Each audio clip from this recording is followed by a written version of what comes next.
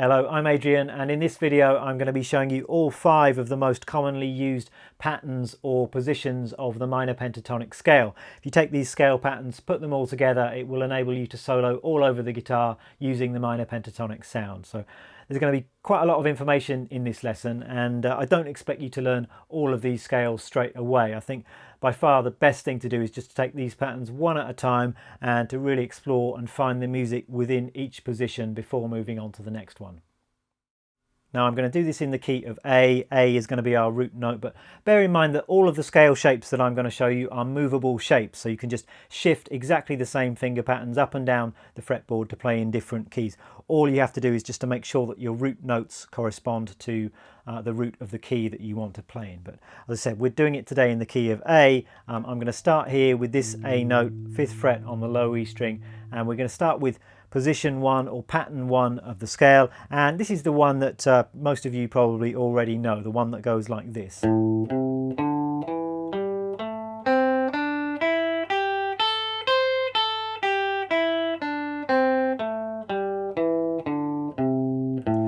So we've got our root note, as I said, 5th fret on the low E string. We've got another A note there at the 7th fret on the D, and an A note there on the top string at the 5th fret. So we've got that little kind of triangle of notes there. That's our octave pattern or shape for this scale position.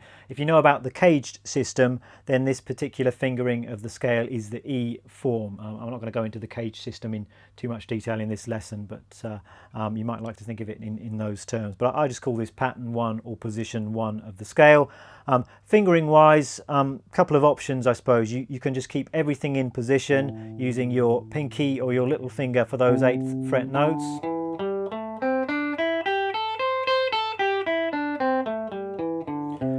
Or the most common variation I think is to stretch up with your 3rd finger to catch those 2 8th fret notes on the top strings.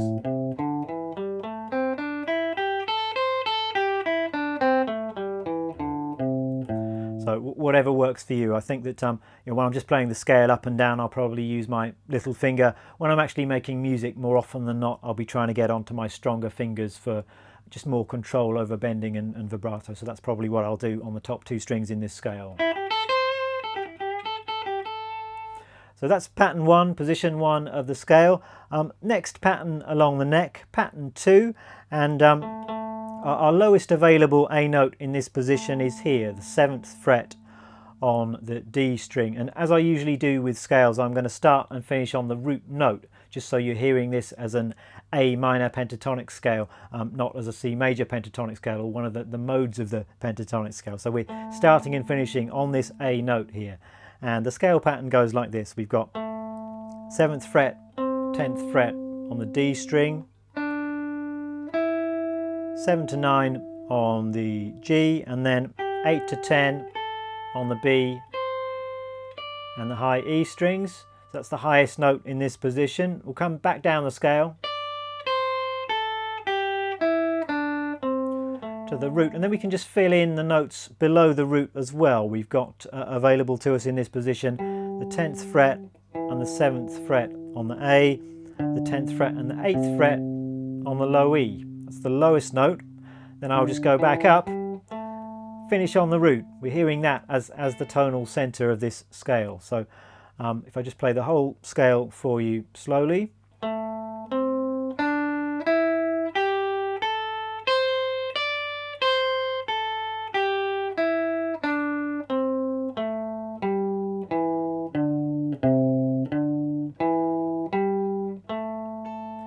That is position 2, pattern 2 of the scale. In caged terms, that's the D form of the scale. Fingering wise, I'm kind of staying in position until I get to the top 2 strings, where again I'm getting onto the stronger fingers and I'm playing that little box of notes with my index and 3rd fingers.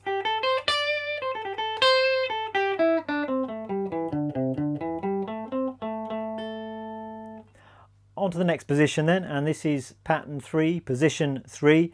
Here is our root note, 12th fret on the A string, and the scale goes like this. We've got the A note there, then on the next string, on the D string, we've got 10 and 12. On the G string, we've got 9 and 12.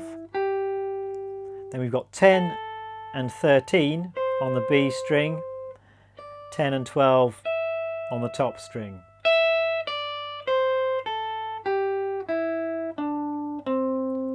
Back to the root, and we can just again fill in the notes below the root. We've got the 10th fret there on the A string and 12 and 10 on the low E. So the whole scale up and down goes like this.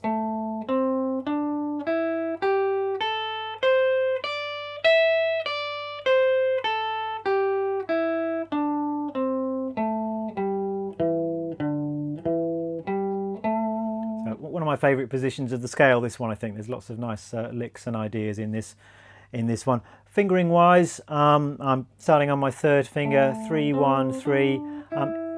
Here we got the choice, we can go 1 and 3 or 1 and 4. Same on the next string, 1 and 3 or 1 and 4, and then back to 1 and 3 here.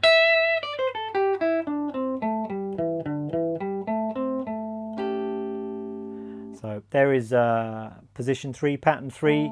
There's our octave shape. We got the A note there and there. This is the C form of the scale. On to pattern 4, or position 4. There's our root note. It's actually the same note, but we're fretting it now with our index finger. So the 12th fret on the A string. Then we're going to play the 15th fret. And then on the next string it's 12, 14.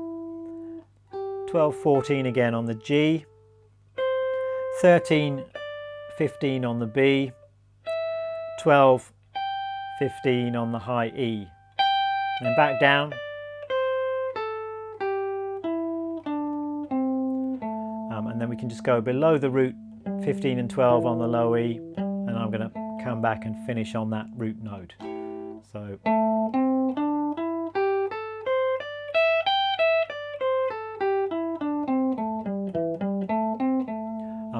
A few fingering options once we get onto the higher notes in this scale. On the B string you can either go 2 and 4 or 1 and 3, I think. And on the top string again 1 and 4 or 1 and 3. Personally, I quite like getting onto my stronger fingers.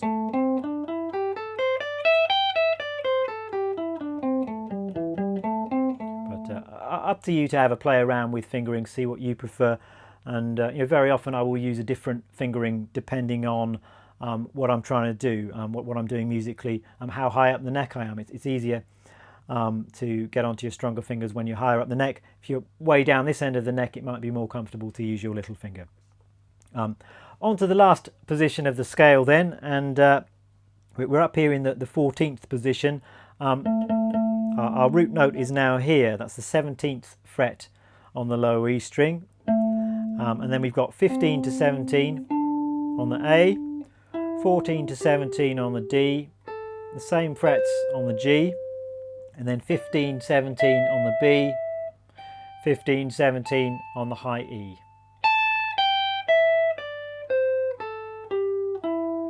And we've just got a G note below the root there at the 15th fret, and then we can finish on the root again.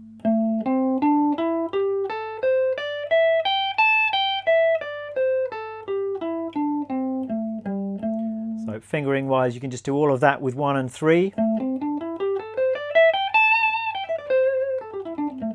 That feels quite comfortable to me. You could get your little finger involved. That feels a bit weird to me. I'd rather get onto my strong fingers for that little box at the top.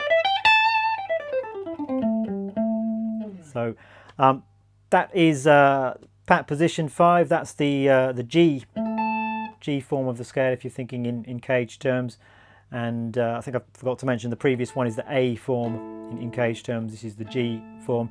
That then connects back on to position 1 of the scale, an octave higher. So we've kind of come full circle there, covered all of the possible options as far as A minor pentatonic goes on the guitar neck.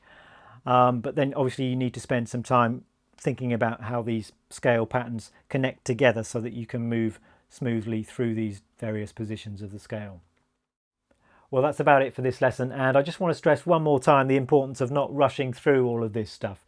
Much better just to take one of these scale shapes, really spend some time with it, explore it, get to know its character before going on to the next one. I see so many players who know all of these scale shapes in kind of a half-assed way and can't really make any music out of any of them, and you don't want to be one of those players, I hope. But that's it for this video. I hope to see you again for some more very soon. Bye bye.